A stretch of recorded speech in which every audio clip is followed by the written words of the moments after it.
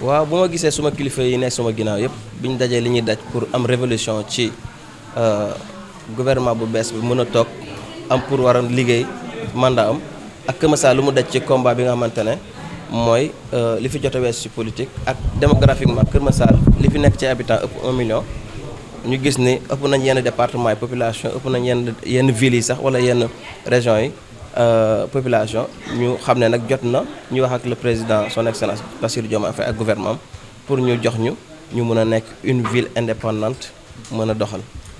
waaw comme Sénégal ñëpp xam nañ ni dëkk culture la moo tax ñu préféré jaaree ko culturellement mais aussi andi ceeg les hommes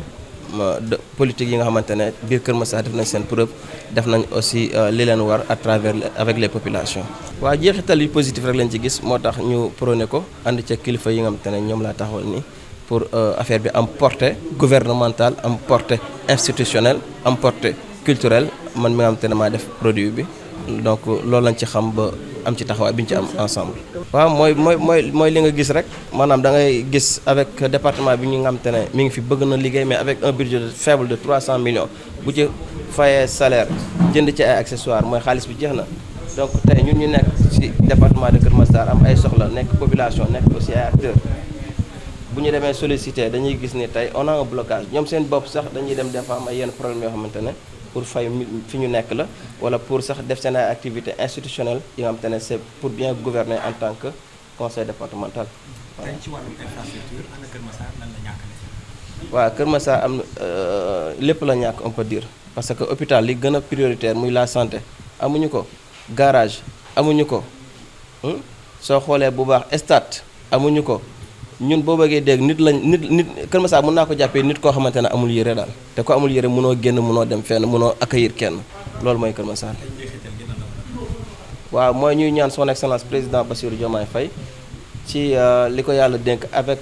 chef de gouvernement bi président Ousmane Sonko xam nañ Kër Massar lu ñu daj ci révolution bi li leen di ñaan mooy ñu jël seen bic jox ñu ville bi nga xamante ne tey ñun moom lañ bëgg comme ni ñu tànnalee ay député tànnal ñu ay directeur mais c'est aussi facile nañu jox ñu nekk ville parce que ñun dañu mérité désormais bu ñu mënul nekk région de Kër Massar mais ville lañu soxla quoi. voilà loolu. incha allah ànd ceeg ñi ngi ma taxawal nii institutionnellement dinañ bind déposer def rapport déposer mais culturellement bu laajee sax ay sabar Kër Massar ville on va le faire bu laajee ay thématique concert dinañ ko def bu laajee ay sensibilisation. jaaree ko ci politique bi dinañ ko def jaaree ko ci sport jaaree ko ci éducation maanaam fourneau bu taw a boy la fépp lañ koy ëppee. waaw fi mu nekk nii Kër Massar moom comme ni ñu ko xamee rek du mës a bàyyi ci lu positif dinañ jaar institutionnellement dem ci président bi dem ci chef de gouvernement bi dem ci ministère de la culture dem ci direction des arts suñu gisul lu ñu bëgg nag dinañ dem FDC UIC toog fa woo presse bi yëpp wax lu ñu naqari. Kër Massar lu toll nii Kër Massar avec 1 million d'habitants am jeunesse boo xamante ne tey ñun ñoo leen di jàppale ba nekk ñu ay bandi ñu jël xaalisu culture bi jox ñi leen saf jox leneen ñi leen neex te Kër Massar tey gisu ci boppam amul benn structure bu digne bu teg lu clair loo xamante ne yow subvention bu ren bi jot nga ci. kon taux de banditisme bi taux de prostitution bi dafa nar a bëri te ñun ñoo amortir loolu kon loolu noonu dinañ ci ànd ak sax waa assemblée nationale muy ñoom honorable Diouf pour wax leen bu ñu demee ñu jooyal ñu ko. fa nga xamante ne fa la ñuy jooyee lu doxal réew mi ci kanam quoi. te ñun aussi tam loolu ñuy doxee ñun waa Madicam man la yàlla nattoo ma jiite Madicam mu nekk mouvement boo xamante ne aussi dafa ñëw pour accompagner les élus nos élus donc objectif Madicam lenn la rek xool élus yi fi nga xamante ne dañ faa xaw a tële wala fi nga xamante ne dañ fa xaw a sooxee ñu ñëw pousse leen ñëwuñu pour xëccoog ma Samba ñëwuñu pour xëccoog ma Demba mouvement la boo xamante ne day ñëw pour pousser pour accompagner pour orienter. loolu rek la donc initiative yi si ngoo jël ci volet boobu la donc Madicam aussi mi ngi à 100% ak Chigo donc du ma mën a guddal mais tout juste rek damay woo aussi nos élus muy nos maires muy ñu booloo nekk benn ndax nag Kër Massar pour mu dox il faut que maires yi joxante ay loxo lii manqué fii beneen côté bi moo koy mottali donc loolu il faut que ñu xeex ko je crois que combat bi ciy topp ci lii je crois que loolu la benn aussi découpage bi ñu ngi ciy wax mais am na foo xam ne dañu koy fàtte muy Kër Massar fi ñu ko daggee baaxul parce que Kër Massar ñu waroon nañu jël suñu wàll ci autoroute bi ñu ngi naan sorti Kër Massar sorti bu bees bii sorti mbaaw la lu ñu war a waxaat la ñu ngi naan garage bi lu ñu war a waxaat la Kër Massar la gën a impacté mais waa Mbaaw ñoo koy jëriñoo ak eaux et forêt ñi ngi naan daral bi lan la ci Kër Massar am tous donc yooyu yëpp ay combat la ñu war a xoolaat entre Kër Massar bi aussi lu ñu war a xoolaat la suñu maire yi war nañu xoolaat seen bopp ci loolu donc lii ay métti la yoo xamante ne waa Kër Massar ñu ngi koy dund ñu ngi koy subir chaque jour te bokk na ci li nga xamante ne moo motivé woon ñi nga xamante ne ñoom lañu fal fii tey muy lan noppal waa Kër Massar ci ay coono ci ay xat-xat mais je crois que problème boobu ça persiste booba léegi donc ñu delloowaat seen xel xam lan moo leen fi indi woon ak lan mooy seen mission di nuyu ñëpp di ziar ñëpp salaamaaleykum. Je crois que c'est une initiative qui vient à l'heure, d'autant plus que cela a rallié l'utile à l'agréable, parce qu'il s'agit d'une œuvre artistique, mais qui a une portée,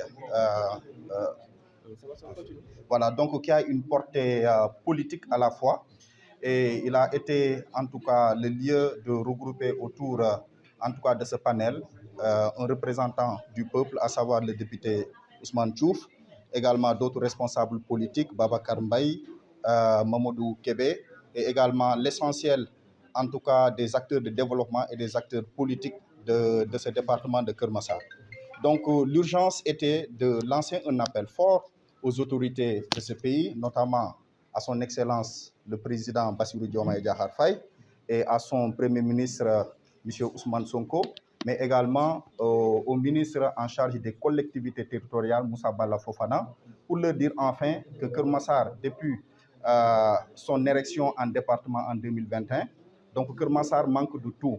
Donc le budget du conseil départemental est estimé autour de 300 millions, ce qui est largement insuffisant par rapport aux réalités du terrain. À cela s'ajoute que nous avons une population galopante, mais nous manquons de tout. Nous manquons de stade,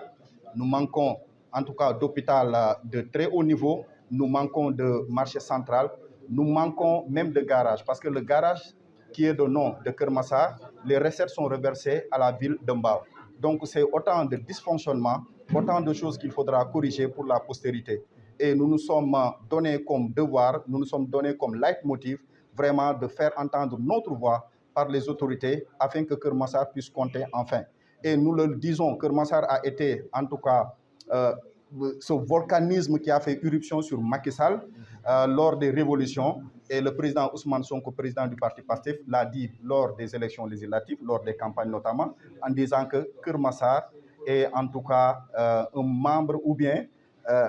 voilà, un actionnaire majoritaire du projet. Donc, il est le lieu de rendre la monnaie à Keur Massar en érigeant le conseil départemental en ville. Mais au-delà de ça, il n'y a pas une marque de volonté politique par rapport aux universités, parce qu'il y a des communes qui ont des budgets de milliards dans le département de Keur Massar aussi. Est-ce qu'il ne faut pas intercommunaliser les efforts aussi pour permettre à des réalisations différentes au niveau bon, je ne dirais pas que c'est un manque de volonté politique, parce que vous êtes sans le savoir que depuis l'accession à la magistrature suprême de son excellent Bassirou Diomaye Diakhar Faye, il y a eu tellement d'urgence avec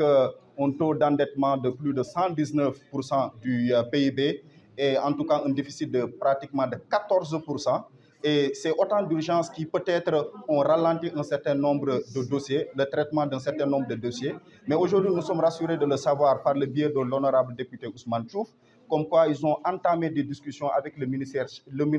en charge des collectivités territoriales. Et dans ce sens, il y a un texte qui est en train d'être élaboré, qui est en